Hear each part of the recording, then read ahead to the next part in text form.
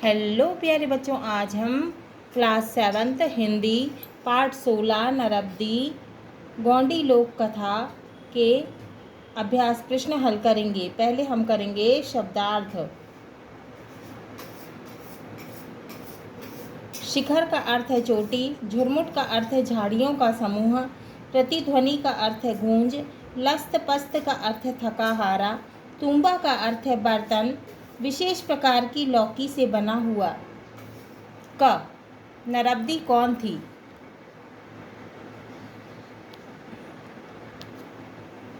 वह किसके साथ रहती थी? उत्तर है नरब्दी दुग्गन की प्यारी बेटी थी। वह अपने पिता के साथ रहती थी। ख पिता के साथ नरब्दी कहाँ जाती थी? उत्तर है पिता के साथ नरब्दी जंगली फल फूल जुटाने के लिए जंगल जाती थी। गा दुग्गन सुबह सुबह पहाड़ की दिशा में क्यों चल पड़ा?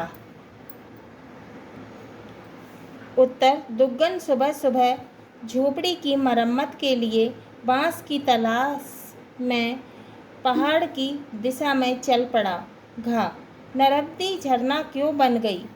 उत्तर नरब्दी अपनी प्यास भूल गई। उसकी आंखों के सामने पिता का परेशान चेहरा घूम गया। वह अपने पिता की जान बचाने और लोगों की प्यास बुझाने के लिए झरना बन गई। इंगा लोक कथा के अनुसार नरब्दी के कारण किस नदी का जन्म हुआ? उत्तर लोक कथा के अनुसार नरब्दी के कारण नर्मदा नदी का जन्म हुआ। प्रश्न 2 निम्नांकित कथनों का आशय स्पष्ट कीजिए। का उसकी आंखों के सामने पिता का परेशान चेहरा घूम गया।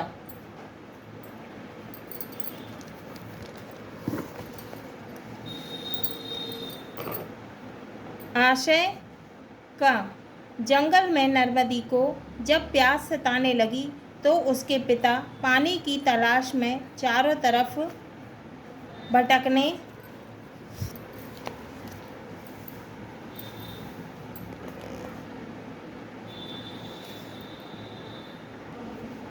लगे।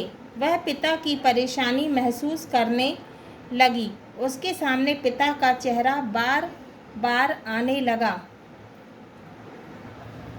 खा मैं तुम्हारी प्यास बुझाने के लिए झरना बन गई हूँ।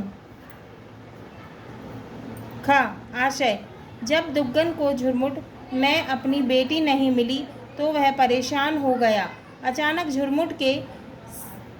अचानक बांस के झुरमुट के पीछे से आवाज़ सुनाई पड़ी। बाबा, तुम जो कल कल संगीत सुन रहे हो वह मेरी ही ध्वनि है। मैं तुम्हारी प्यास बुझाने के लिए झरना बन गई हूँ। बाबा, इस जंगल में अब कोई आदमी प्यास से अपनी जान नहीं देगा।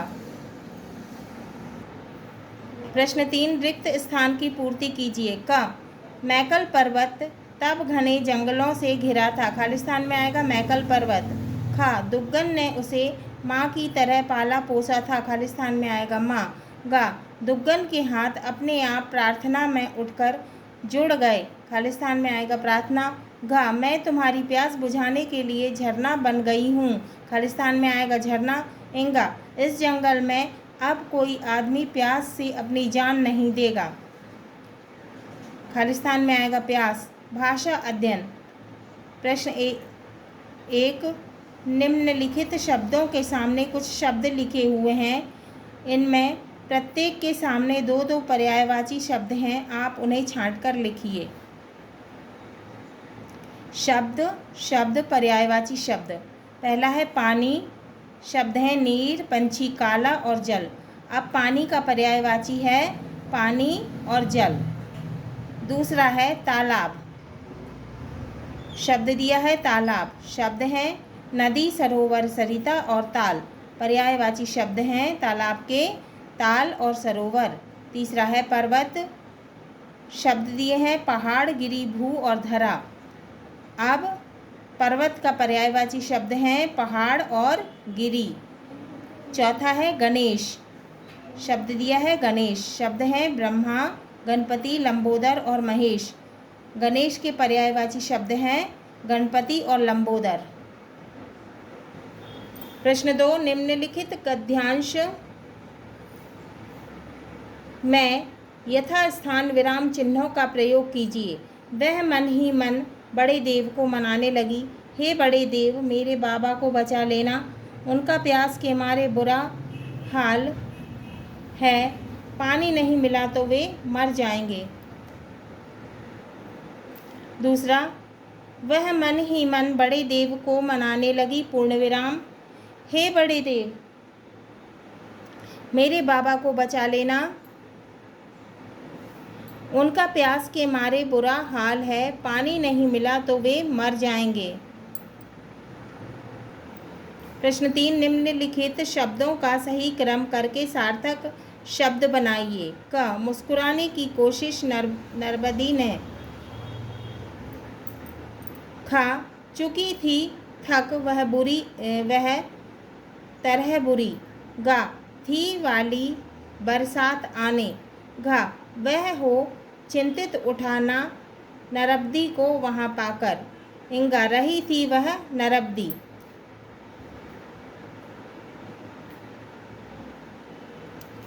नरबदी ने मुस्कुराने की कोशिश।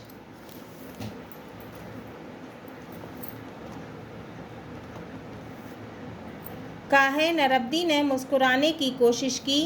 खा, वह बुरी तरह थक चुकी थी। गा, बरसात आने वाली थी।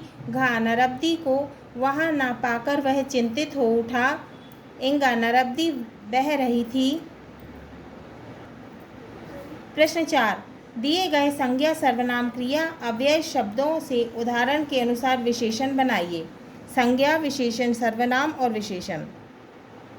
संज्ञा दी हुई है। पहला है धन। धन क्या है? संज्ञा। विशेषण है धनी। दूसरा सुख, संज्ञा, विशेषण है सुखी। तीसरा ज्ञान, संज्ञा, विशेषण है ज्ञानी। चौथा दान, संज्ञा, विशेषण है दानी। पांचवा बल, संज्ञा और विशेषण है बली। छठवां गुण, संज्ञा और विशेषण है गुणी। तो जो शब्द संज्ञा और सर्वनाम की विशेषता बताते हैं वे क्या कहलाते हैं? विशेषण कहलाते हैं। सर्वनाम विशेषण, यह, ऐसा, वह, वैसा, कौन, कैसा, जो, जैसा। अब क्रिया विशेषण और अव्यय विशेषण। क्रिया, पहला है पढ़ना, क्रिया है, उसका विशेषण है पढ़ाकू। दूसरा है लड़ना, क्रिया है, विशेषण है लड़ाकू। तीसरा है झगड़ना, क्रिया है, उसका विशेषण है झगड़ालू। चौथा है बेचना, विशेषण है बेचवान। अव्यय, आगे विशेषण अगला, पीछे अव्यय विशेषण पिछला, बाहर अव्यय विशेषण है बाहरी, ऊपर अव्यय और विशेषण है ऊपरी। प्रश्न 6, नीचे बनी तालिकाओं में दिए गए उदाहरण के अनुसार रिक्त स्थानों की पूर्ति कीजिए। का, आत्मसमर्पण। नया शब्द आत्मसमर्पण। अर्थ है अपने को दूसरों के हाथ सौंप देना। आत्म प्रशंसा। अर्थ है, नया शब्द है आत्म प्रशंसा। अर्थ है स्वयं की प्रशंसा करना। आत्मगौरव। नया शब्द बना आत्मगौरव। अर्थ है अपना बड़ापन बताना। ख, शीतकालीन। नया शब्द बना शीतकालीन। सर्दी का समय था। सर्दी का समय। सर्दी का समय। ग्रीष्मकालीन। ग्रीष्मकालीन, गर्मी के समय। वर्षाकालीन, वर्षाकालीन, वर्षा के समय का। ग, सर्व उत्तम, सर्वोत्तम। अर्थ है सबसे अच्छा। नर उत्तम। नया शब्द है नरोत्तम। अर्थ है नरों में उत्तम। पुरुष उत्तम। नया शब्द है पुरुषोत्तम। अर्थ है पुरुषों में उत्तम। घ, प्रेम पूर्वक। नया शब्द बना प्रेम पूर्वक। अर्थ है प्रेम के साथ। सम्मान पूर्वक। नया शब्द बना सम्मान पूर्वक। अर्थ है सम्मान के साथ। आग्रह पूर्वक। नया शब्द बना आग्रह पूर्वक। अर्थ है आग्रह के साथ। इंगा, लिख आवट। नया शब्द बना लिखावट। अर्थ है लिखने का ढंग। बन आवट नया शब्द बना बनावट, अर्थ है बनाने का ढंग। थक आवट नया शब्द बना थकावट, अर्थ है थकने का ढंग। हाँ तो प्यारे बच्चों, ये हमारा पाठ 16 नरब्दी गोंडी लोक कथा के प्रश्नों के उत्तर पूर्ण हुए।